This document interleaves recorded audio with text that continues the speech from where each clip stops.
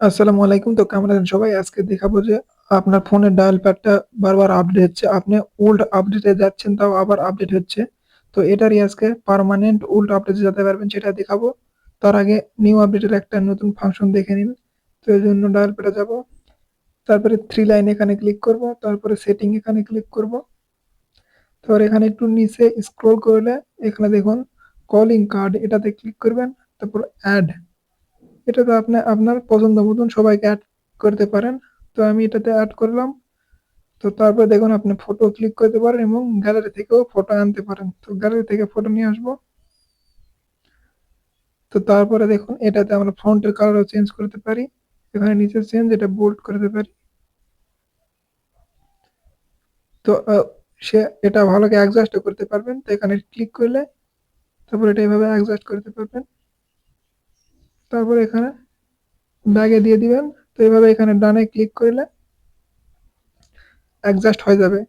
যখন আপনাকে ফোন দিবে তখন ওই চেহারা সহ ভেসে উঠবে। তো আপনি এখানে আরো এড করতে পারেন ভূত। তো এটা তো আমাদের নিউ ফাংশন গেল। তো এখন আমরা কি করব? এখন আমরা ওল্ড ভার্সনে যাব।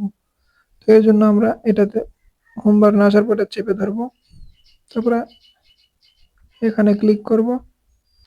আনইনস্টল আপডেট এটাতে ক্লিক করব। তাহলে আমাদের আগেকার ফাংশনে চলে আসবে। তো এখন দেখুন আগেকার ফাংশনে চলে আসছে কিন্তু এটা আপনাদের বারবার থাকতেছে না। আবার নতুন আপডেট হচ্ছে। তো এর জন্য কি করবেন? তো এর জন্য আমরা প্লে স্টোরে যাব। প্লে স্টোরে আসার পর এখানে সার্চ করব ফোন। ফোন লেগে সার্চ করবেন এবং প্রথমে এটা আছে এটাতে আমরা আমাদের যে ফোনটা আছে এটাতে আমরা ক্লিক করব। তো এটা আমরা আপডেট চাচ্ছে আপডেট যদি এটা আপডেট চাচ্ছে আপডেট দিলে আপনার ওই সমস্যায় হবে মানে ওই সমস্যা বলতে আপনার নতুন আপডেট হবে এবং নতুনের মতন হবে। আর এটা যদি আপডেট না দিতে চান তাহলে আর ওইরকম আসবে না, এটা বারবার অটোমেটিক আপডেট নিবে। তো এর জন্য 3 লাইন এখানে ক্লিক করব। এখানে অ্যানাবেল অটো আপডেট এটা অফকে দিব। এখানে অ্যানাবেল অটো আপডেট এটা আমরা টিক মার্কটা তুলে দিব। এখানে দেখুন টিক মার্ক উঠে গেছে।